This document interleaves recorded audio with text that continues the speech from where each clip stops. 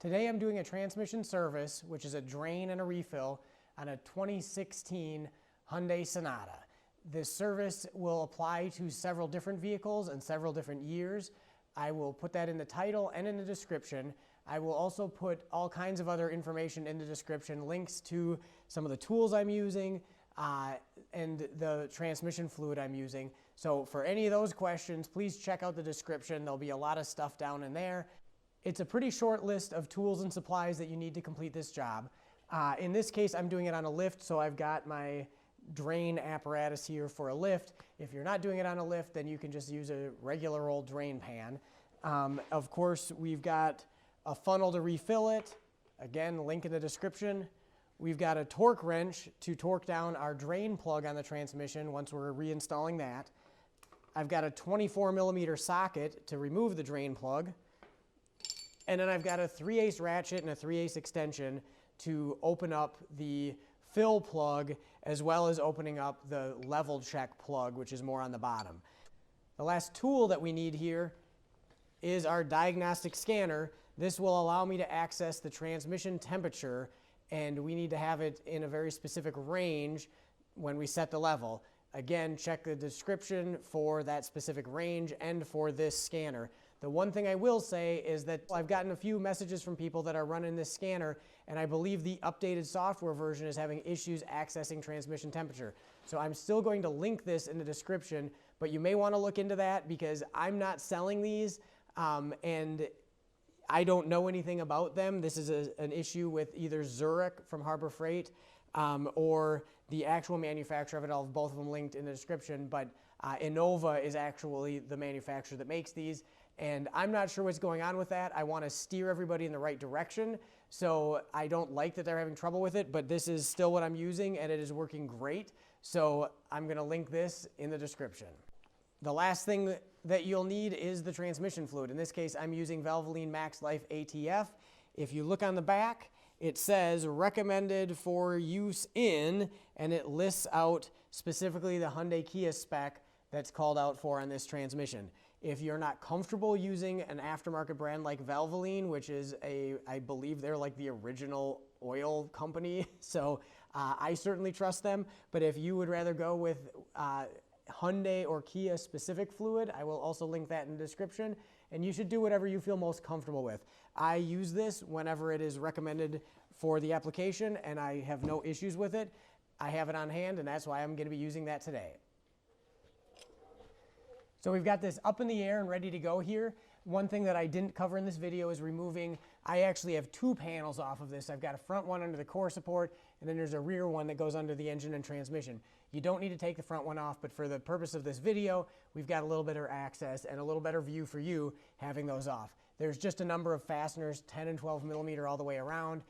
Nothing too crazy. If you can't figure that out, you probably shouldn't be servicing the transmission. So I will leave that up to you. But we're going to go in here. We've got the drain plug here, and I'm going to crack that loose. Usually on these drain plugs, as soon as you break them free, they can come out by hand. And we're going to see what this fluid looks like. There's a crush washer here that I will make sure I capture as well. So you can already see, we'll let it run over my hand there. You can see this is dark. It's not scary dark, but it's not very red anymore. And new transmission fluid always has a heavy red tint to it. So, so that's a sign that this is probably about time to be doing this. This vehicle has just over 100,000 miles on it. And from seeing the fluid, my guess is it's probably never been done. And I do believe that Hyundai recommends every 60,000 miles. So this is certainly overdue and a worthwhile service. So the other thing to note here is that we've got a magnet on the end of the drain plug, and it's got quite a bit, we'll get in close here, it's got quite a bit of crap on it, so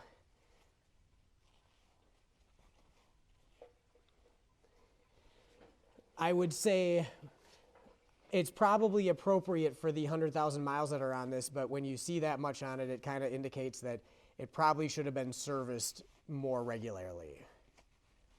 We've got the drain plug magnet all cleaned up. I cleaned up the crush washer and inspected it, and everything looks fine. You can replace it if you are more comfortable with that. I typically do not have issues with reusing them.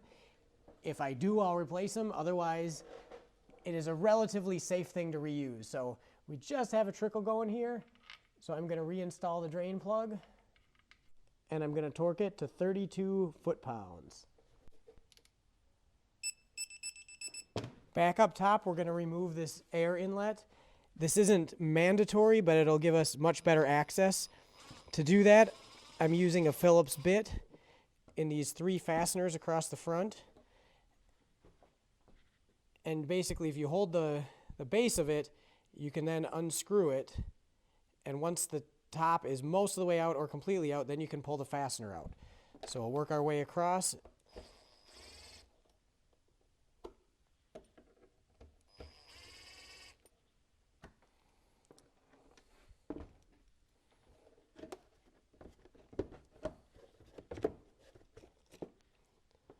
We can lift that right out of the way, and now we can get to our fill plug. Our fill plug is right down, sort of tucked under the battery, and we can put our extension down in there and loosen that up, and then we can reach down in there and remove it. The one forewarning that I need to give you is these transmissions do not have a vent that releases the air very easily or quickly anyways, and so you'll have a lot of trouble with it wanting to spew fluid back out the fill plug. So what I do that works out pretty well is I kind of wrap a paper towel around the end of the funnel that I tuck in there. And again, I'll link the funnel in the description. I have a pretty specific funnel for this that works out pretty good. So there it is, tucked down in there with a paper towel wrapped around it. And now we can pour our gallon of fluid in. We're going to do our full gallon of Valvoline Max Life.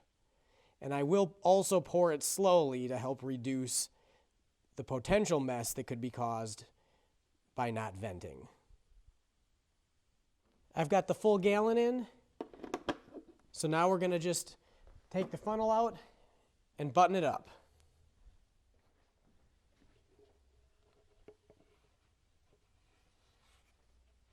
I'll reinstall the fill plug,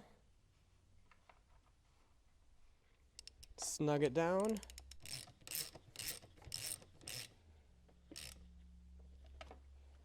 reinstall the air inlet, put the fasteners back in, and when you put the fasteners back in, after you put them in the hole, you can just press the top right down in. You got to put all the little legs in to get it back in the hole. So that's the tricky part. And then pop it in. I've started the car up now to let it warm up to temp, and I've shifted it into reverse, neutral, drive, back to reverse, and back into park. And now I'm going to use a scanner to access the transmission temperature. Our target temperature is 122 to 140 degrees Fahrenheit. On this scanner, with it plugged in, of course it doesn't pull up any codes, we are going to click on the menu button. We're going to hit the down arrow and go to service check, hit enter.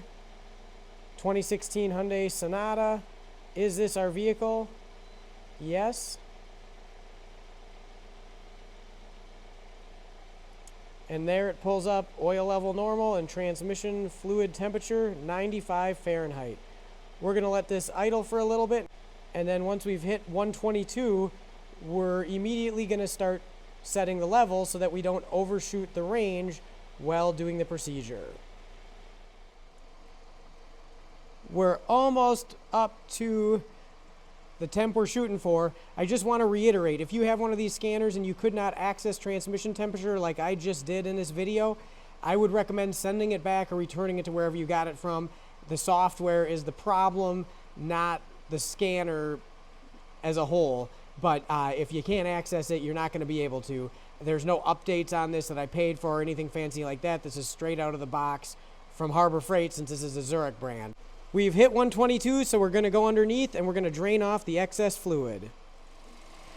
I like to get under here right away as soon as you hit the minimum threshold, because that's only going to continue to rise as it idles, and you need to have it idling to set the level. So as it continues to rise, we ensure that we're still within that threshold. If we started at 122, if we started at like 140, well then you're going to overshoot it. So we've hit 122. Right here is the fill level plug. So I'm going to use my 3/8 drive ratchet. We're going to gently turn it counterclockwise, just about a half a turn. And then we'll be able to pull it out, and we want to have a pan ready to catch the excess. And there we go. We can see it dribbling out here. And we're actually looking pretty good because that's about as much of a dribble as you really need to have. Once it gets down to this amount of dribble, we know we're good. It doesn't have to stop flowing. And in fact, as it continues to warm up, it'll just kind of keep pushing it up and continue to overflow. So that means because it's running out, we're up to enough of a level.